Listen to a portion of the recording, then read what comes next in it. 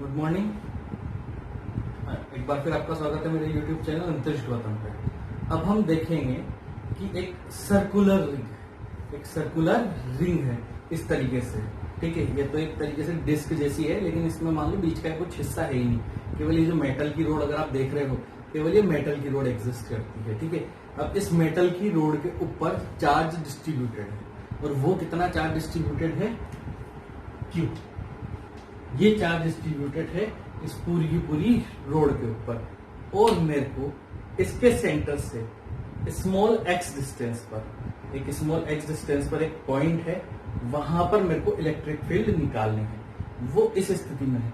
तो ये तस्वीर इस तरीके से है, क्योंकि इसको इस तरीके से ड्रॉ नहीं किया जा सकता, इसलिए मैं इस तरीके से समझा रहा हूं। ठीक है, अब इसके सेंटर से स्मॉल x डिस्टेंस पर एक पॉइंट है P, जहां पर मेरे को इलेक्ट्रिक फील्ड की कैलकुलेशन करनी है। यहां तक समझ में आ रहा है? अब इस तस्वीर की जो क्या नाम से रेडियस है, वो है स्मॉल है। इस तस्वीर की रेडियस कितनी है? Small a।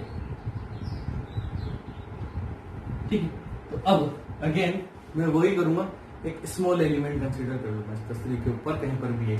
तो इसके टॉप साइड पर मैं एक स्मॉल एलिमेंट कंसीडर कर लेता हूं, स्मॉल dl। इस स्मॉल dl की वजह से इस P पॉइंट पर मुझे इलेक्ट्रिक फील्ड निकालनी। क्या निकालनी? मुझे इलेक्ट्रिक फील्ड निकालनी। तो इस स्मॉल dl एलिमेंट की वजह से इसके ऊपर क्या इलेक्ट्रिक फील्ड आ रही होगी? छोटी इलेक्ट्रिक फील्ड d। तो यहां से ये एंगल बना रही है थीटा। इस डिस्टेंस को स्मॉल r कंसीडर कर लेता हूं। डिस्टेंस को क्या कंसीडर कर लेता हूं? Small r। तो ये थीटा एंगल, ये थीटा एंगल।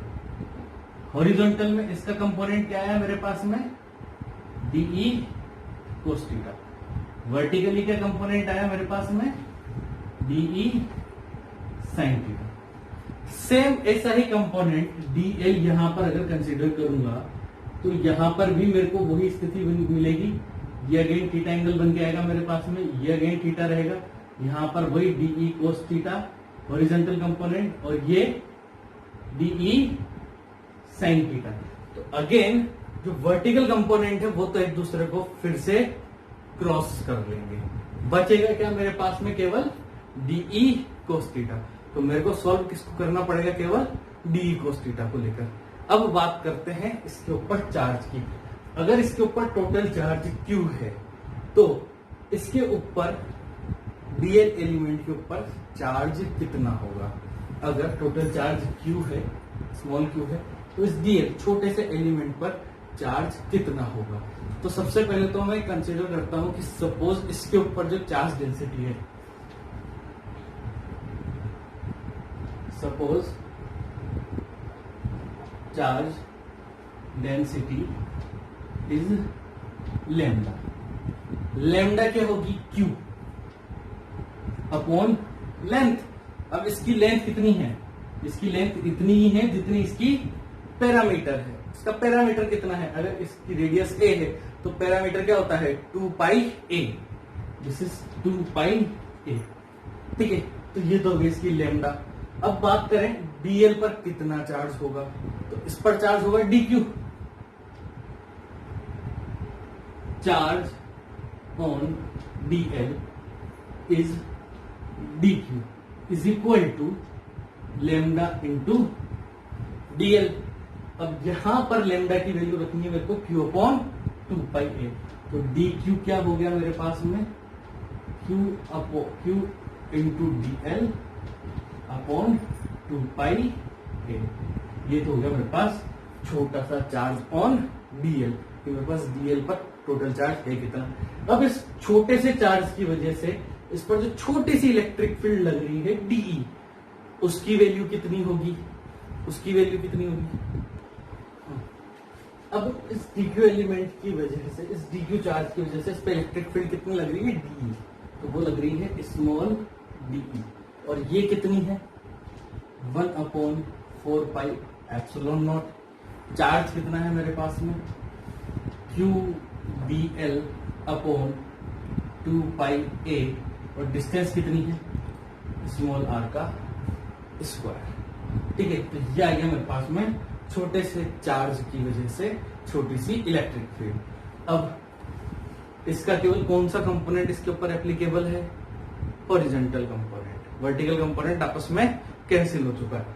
तो अब मेरे पास टोटल इलेक्ट्रिक फील्ड कितनी होगी? E is equal to integration of DE cos theta. Simple सा है। मेरे पास क्या होगा? केवल DE cos थीटा, केवल हॉरिजॉन्टल कंपोनेंट। और इसका क्या करना है? मेरे को इंटीग्रेशन करने का है। तो मैं इसका इंटीग्रेशन कर दूंगा। इंटीग्रेशन कहां से कहां तक करूंगा? 0 से शुरू होऊंगा और 2πa तक जाके करूंगा। कहां से? 0 से शुरू होके 2πa तक। तो 0 से शुरू होके 2πa तक का इसका मेरे को इंटीग्रेशन कर देने का है। बिल्कुल आसान है। अब क्या करना है? मेरे को डी की वैल्यू रखनी है और cos थीटा की वैल्यू रखनी है, क्योंकि यहाँ पर थीटा की वैल्यू में कोई टर्म नहीं रहनी चाहिए। तो अब इस ट्राइंगल से बात करें हम, ये O, ये P और ये DL वाला जो ट्राइंगल है, यहाँ पर cos थीटा की वैल्यू क्या होगी? तो यहाँ पर cos थीटा की वैल्यू होगी मेरे पास में, cos theta is equal to क्या होगा मेरे पास में? x upon r, small x upon r, base upon hypotenuse. क्या होगा? Base upon hypotenuse, x upon r। ठीक। अब cos थीटा की वैल्यू यहां से और डी की वैल्यू यहां से। E is equal to 0 to 2πa 1 upon 4π epsilon naught Q dl 2πa r square x upon r, x upon r। अब इस x अपॉन r को इस पे मल्टीप्लाई कर देता हूं और जितनी भी कांस्टेंट वाली चीजें हैं वो बाहर निकाल लेता हूं, जो चीजें कांस्टेंट है, जिनको हमको छेड़ने का नहीं है। तो 1 अपॉन 4π एप्सिलॉन नॉट को बिल्कुल नहीं छेड़ने का है।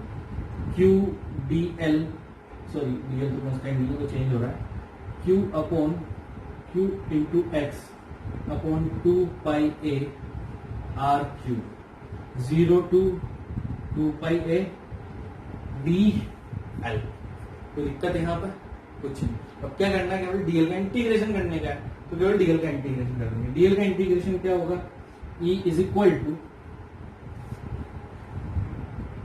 1 upon 4π epsilon naught Q x upon 2πa r cube. इसका इंटीग्रेशन, डीएल का इंटीग्रेशन L 0 to 2πa।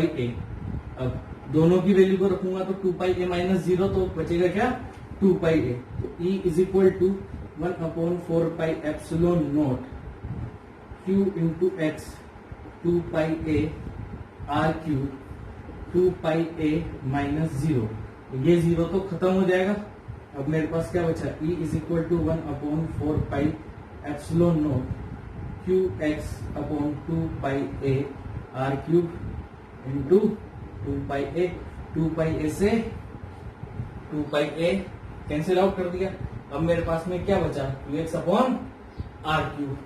तो इलेक्ट्रिक फील्ड क्या है मेरे पास? E is equal to 1 upon 4π epsilon naught Q x upon r cube.